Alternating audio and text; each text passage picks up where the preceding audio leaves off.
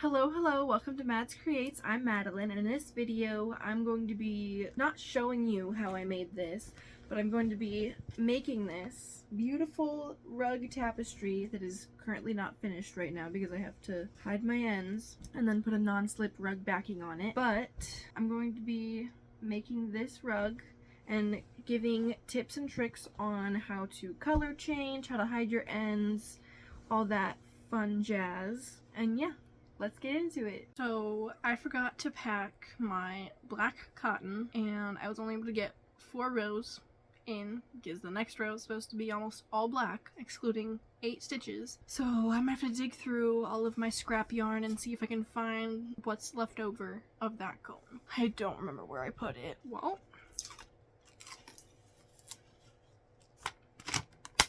it was pretty easy to find it. It was hiding under my bed, and there's a lot of nasty hair and dirt on it because I have a wood floor. Well, not wood, but laminate. I have no clue how much is actually left on this cone, but typically they're about like this wide. I know I've used at least, because this was a 14-ounce cone. I know I've used at least probably 12 ounces, so there's maybe 2 ounces left, I want to say. Maybe 2.5, maybe even 3 ounces. Hopefully it's enough. It should be enough. I was working on my moth tapestry, but I feel like working on the rug tapestry, the sun, because, well, I can't stick to one thing at a time. I like to switch it up. I was planning on adding more, doing as much as I could to the rug, but I have a migraine coming on, so I'm gonna try and work as much as I can before I can't work anymore. So about an hour ago, the migraine made it to my eyes, and now that I'm thinking about it, I'm pretty sure it's the flu. My mom had the flu, and she didn't know until like the day after, and I spent that whole day with her. It's actually the day that I went on my Joann's haul. Same day I bought all of my yarn. I have a little bit of a sore throat, and my head is on fire. Some hot and cold flashes, so nap time.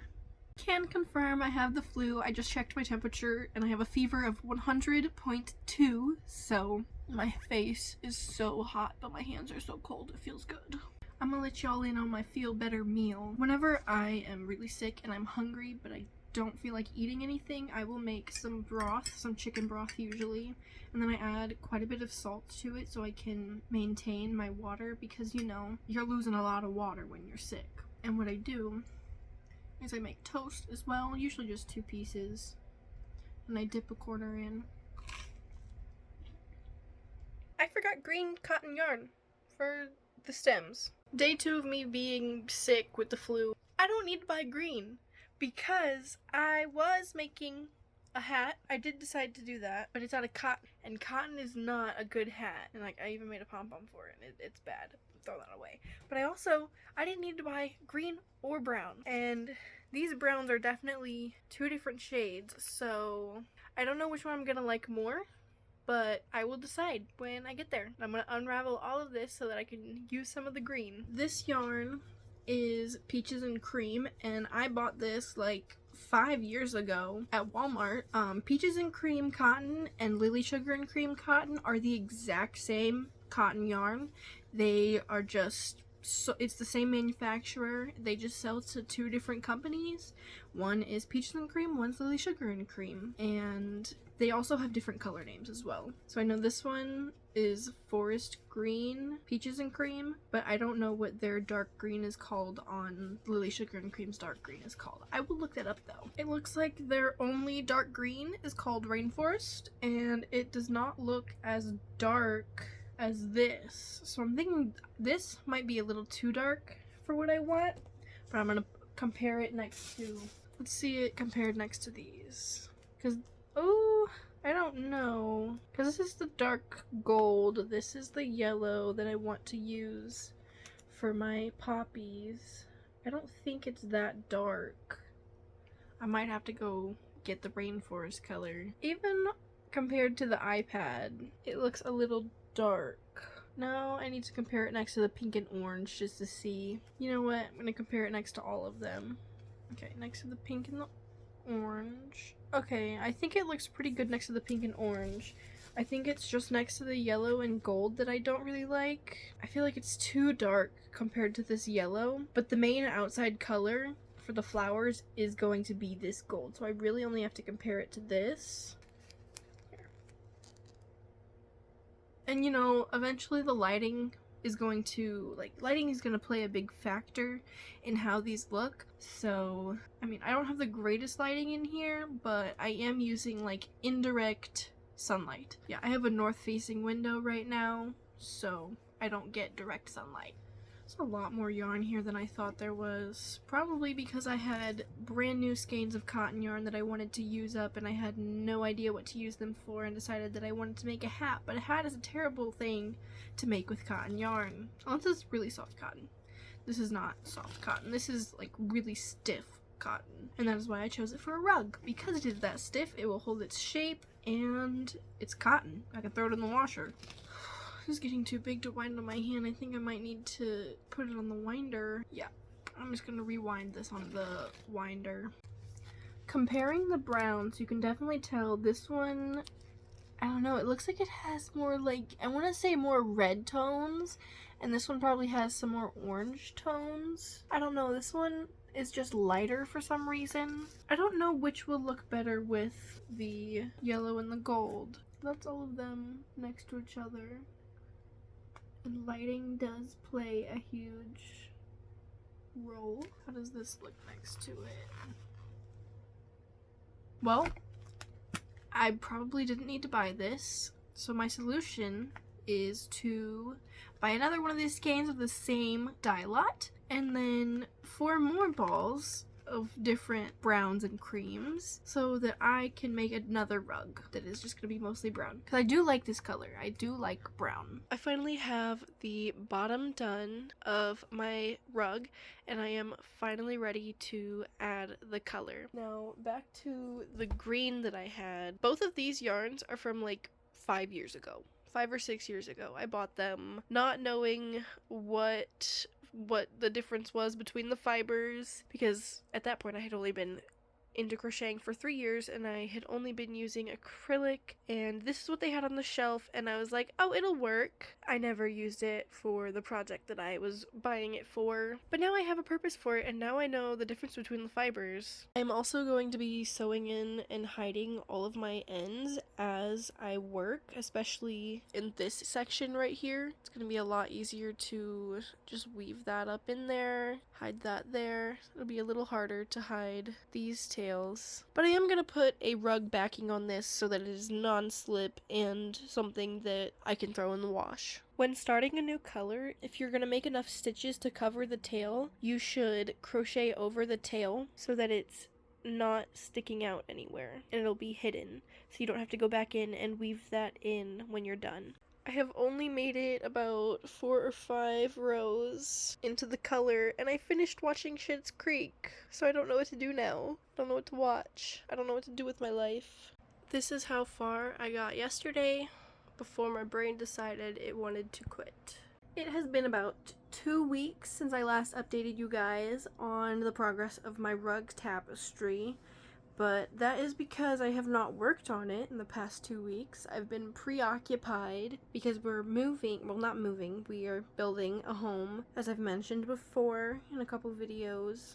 I got about 10 rows done today, so that is about 2 inches. All this right here.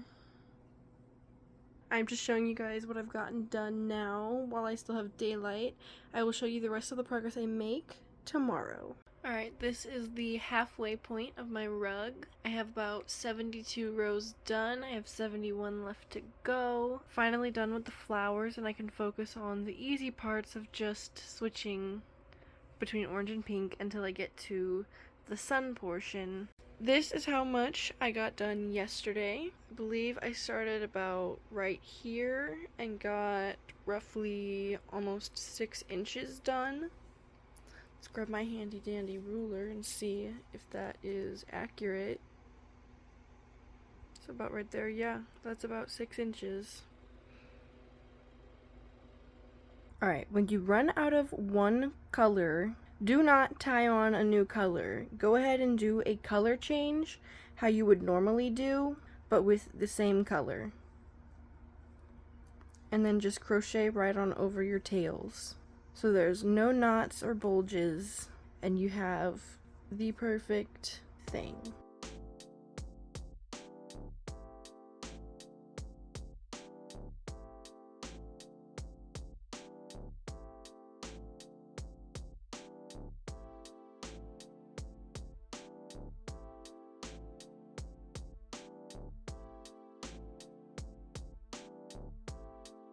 Okay, editing me here. I'm sorry the lighting sucks. It's like almost 8 o'clock at night, or it is. It's 8:30. So I'm sorry the lighting sucks, but I never showed you guys.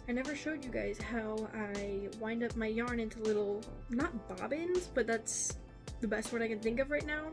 So typically I will wind it around 4 of my fingers, but since this piece is so short, I don't think I need to do that. I'm just gonna do 3. You want to take a good section, wrap it around your thumb really quick, and then you start to wrap the rest of the yarn around your fingers till you have a good sized tail.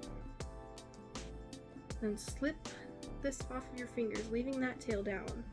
And with this tail, you're going to wrap it around until you're happy with that, leaving a good long tail again.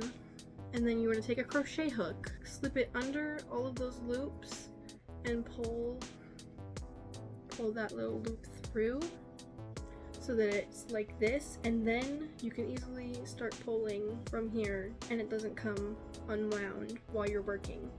Do y'all see this? My hook is changing colors. Here. Now I only have 20 rows left. I'm super excited. I think I can get almost the rest of it done tonight. So I think I don't remember where I started, but I've gotten done quite a few rows today. I think I can finish almost all of it. I think I'll be able to make it up to this black line here, maybe 1 or 2 rows under that tonight. If not, finish the whole thing tonight. Alright, I finished the rug, but I do still have to do the black border on the outside, and then I have to sew on the X's between the Roman numeral thingy. When I was designing this, I knew that circles when squared on the grid don't come up squared when you crochet them, so I knew I should have added an extra row in the middle here, but I didn't. It's okay though, it still looks really cool. Okay, now it is time to put a black border all the way around my rug. I'm going to probably start, I think I'll start in this corner and work my way around, because this is the corner that I started on. I've got my first edge done, and when you make it to a corner, you either want to put 3 or 4 single crochets into that corner.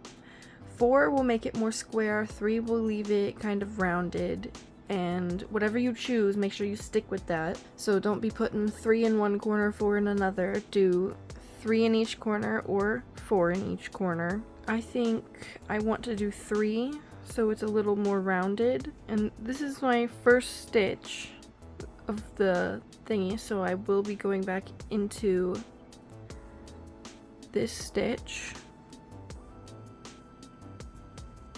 even though it is really tight, and there are 3 in there.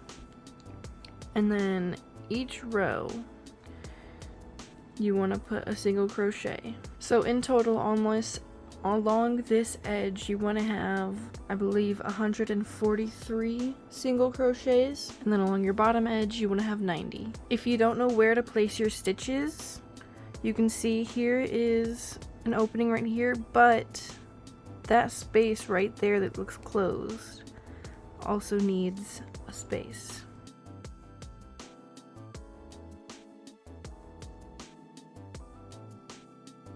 So don't go into every open space. There are spaces in between those open spaces, because the next open space would be right here, but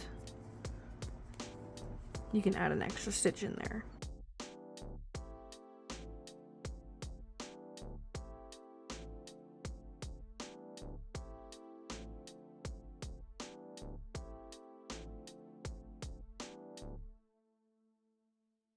we're playing some yarn chicken here. I think this will be enough to make it the rest of the way, but I am not positive. I most definitely had enough yarn left over, which is perfect. And then this will qualify as using the entire cone because there's probably only, I want to say 5 or 6 feet left. And if there's less than 10 feet left, or you know what, I'll say less than 15 feet left on a skein or a cone, then that qualifies as using the whole thing. Right now I am just going to do an invisible join.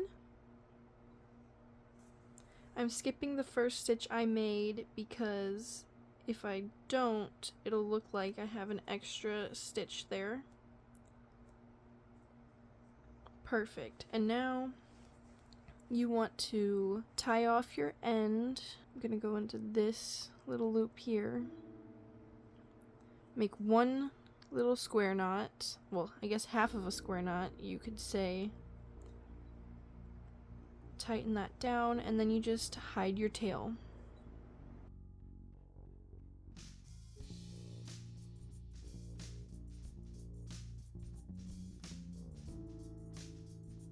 Alright, now to finish off the rug, I need to sew on the X's right here. And I'm going to take about a 2-foot length of yarn.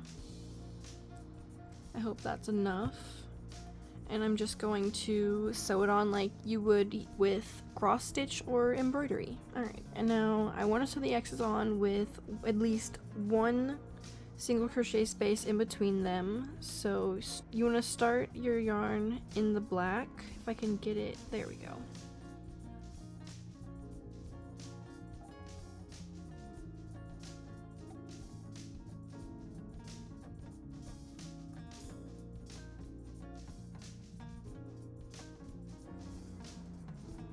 Now that I have my yarn back here, I'm going to give this a little knot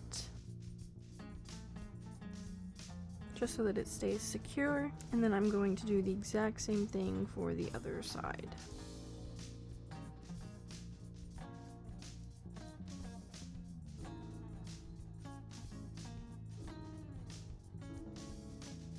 This needle's not sharp, but I poked myself. That kind of hurt. If you want it to look better, you can go into each of these stitches and cross stitch like that, but I wanted to make this as easy on myself as possible, and that's how it looks. Also, you want to make sure that your X's are crossed over in the exact same way. So this is the top string, and then this is also the top string. Because if you have them looking different, then it's not going to look good.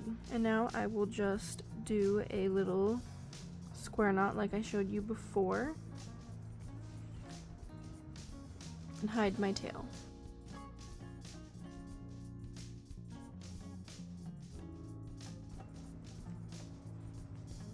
And now it is finished, other than the fact that I have to hide... Ooh, no free toes. Other than the fact that I have to hide and weave in all of these ends. It looks like it's a crazy amount, but some of these just need to be snipped off because I crocheted over those ends, and then the rest of them have to be sewn in or weaved in. Here it is. I'll take a different clip of that. The only thing left to do now is, like, after I weave in the ends, is to put a non-slip rug backing onto this. And I think I might attach it with Velcro, but I might not. I might just sew it on. I do think I'm going to block this because when I do, the sun will stretch to be a perfect circle instead of, you know, this weird oval shape. But this is it. This is done. This took over a month to complete. I mean, I didn't work on it for 2.5, almost 3 weeks there, but working hours, working days, I'd say if I had worked on this every single day, like 8 hours a day, it would probably take maybe a week and a half. depending on how fast you crochet. But I was able to get done, like, I think the most rows that I got done in a day was 40 something, maybe almost 50. I'm so happy with how this turned out. I love it so much. There are definitely a couple mistakes in here. I know somewhere in the sun I picked up one of the back loops or the front loop, something. I missed a loop somewhere in here. I can't open, here it is. I accidentally didn't grab this loop when I was going to crochet, but by the time I noticed, I was already 4 rows ahead, and I was not going to back all the way up to fix that when you can't see it unless you're looking for it. So